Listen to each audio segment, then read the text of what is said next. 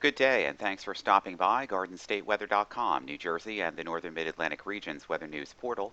I'm forecaster Robert Smith with the daily video forecast discussion for Tuesday, April 16th, 2013. And as we're waking up on this Tuesday morning, we find some low and mid-level cloudiness across the region. Most of this is breaking up as onshore winds have begun this morning out of the southeast, and the flow is very light just above the surface. So we can find some patches of clearing here across northern New Jersey and all across portions of central and southern New Jersey as well, and temperatures are really going to climb. It's going to be a beautiful Tuesday. And as the cloud cover is beginning to break up here across northern New Jersey and parts of central and southern New Jersey, we have some advisories on the coast. These are small craft advisories for southerly winds today at 10 to 15 knots with gust up to 20 knots, near shore gust up to 25 knots this afternoon. Seas generally 3 to 4 feet and mainly a light southeast swell. During the day on Wednesday, the winds will back around to the northwest and become northeast during the afternoon, and there is a chance for a few morning showers on Wednesday. And then Wednesday night, the east winds come in again, 10 knots or so, seas 2 to 3 feet. And on Friday, this is going to be an interesting night. We're going to have southerly winds 20 to 25 knots becoming southwest ahead of a very strong cold front, and then westerly winds diminishing on Saturday with seas at 6 to 9 feet subsiding to 4 to 5 feet in showers and thunderstorms throughout the day on Saturday.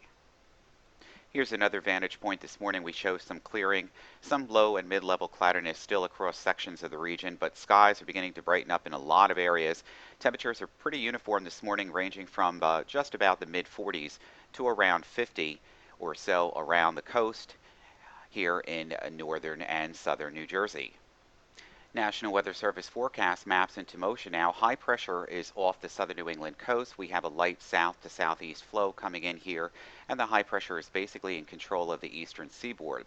This frontal boundary here across the Great Lakes with a few showers along it will gradually be sliding south and east across the region as we get through the night tonight and then as we get through the day tomorrow. We can find the front coming through the region tomorrow morning. There could be some spotty showers and even a low-top thunderstorm across sections of the region late tonight into tomorrow morning, but most regions will remain fairly dry throughout. Again, there will be a few showers about the region, especially on the northern fringe of this weakening frontal boundary. And as this front slides across and then southeast of the region, it's going to begin to stall out during the day on Wednesday and Wednesday afternoon and evening. And then this area of high pressure here across southeastern Canada will build south and east across the forecast region during the day on Thursday.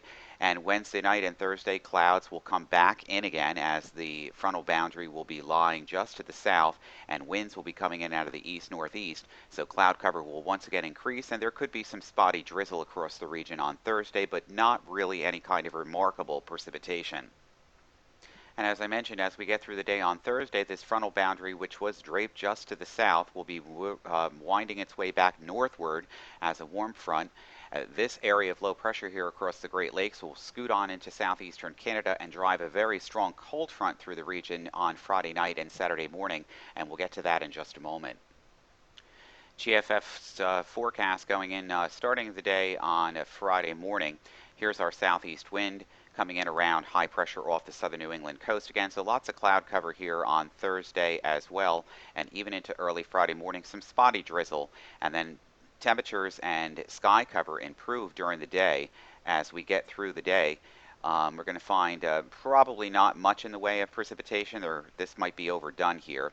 There could be a lot more sunshine and temperatures soaring into the 60s and 70s on Friday ahead of this very strong cold front and upper low and surface low across the Great Lakes. And this low will be moving rapidly into southeastern Canada, but will drive a very strong cold front through the region. Notice most of the lifting here is in southeastern Canada, but the convergence along this front and a low-level jet means that periods of moderate to heavy rain showers and even some thunderstorms is possible on Friday night, particularly during the day on Saturday morning. And clearing will be evident during the afternoon, but the front will be pretty slow to move off the coast. And as so, high pressure will begin to get in control here with clearing skies and near normal temperatures basically for the day on Sunday. Right now, that's the way that it's starting to look as high pressure begins to build in across the region Sunday afternoon through Monday, and the ridge extends all the way from southeastern Canada right down through the southeastern United States. Fair and relatively benign weather for Sunday into Monday. We notice the upper level winds here at 500 millibars, all from the southwest. It's basically a ridge is in control here of the eastern seaboard. And as we go through time, we're going to find an upper low and surface trough here, a mid and upper level surface trough here. This is the 500 millibar uh, chart here. As we move through the day on Tuesday, we find this area here, this trough, becoming a slightly more neutral in tilt. And then as we get through the period here on Tuesday and later on Wednesday, the trough becomes negatively tilted and a low begins to close off here across the mid-Atlantic coast states. And the model here, the GFS, is indicating plenty of wind and plenty of moisture influx from off the ocean. Strong southeast winds. We could be looking at a coastal system during next Thursday night and Friday here.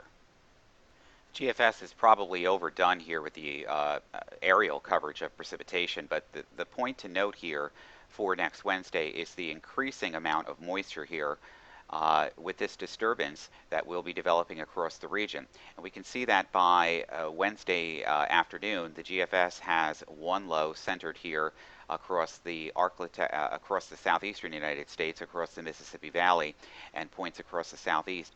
And then as we go through the day on Thursday morning, the surface low, begins to develop nicely across the Appalachians and also the Carolina coast. And as we get through the day on Thursday afternoon and Friday, it looks like very moderate to heavy rain. A coastal low developing here, strong influx of southeasterly winds. We could have some minor to moderate flooding, especially along the coast and also in urban areas, and we'll have to monitor the rivers and streams at this time too, depending on just how much of this precipitation gets into the region. We could be talking about 1 or 2, possibly even 3 inches of rainfall if this scenario holds true. And then this storm begins to move rapidly into southern New England, and what we find is high pressure building in underneath it. So clearing skies will be in the offing for next weekend. But this low here and this high here means that there's going to be some kind of a block here. So something is going to have to retrograde, and we might not be clearing it out so easily by next weekend. That's our earliest indications and thoughts here, just looking at some of the modeling. So that's going to be a wrap for this Tuesday. You make it a good day. And thanks for stopping by. We'll be back bright and early with you on Wednesday morning. For Garden State Weather, I'm forecaster Robert Smith.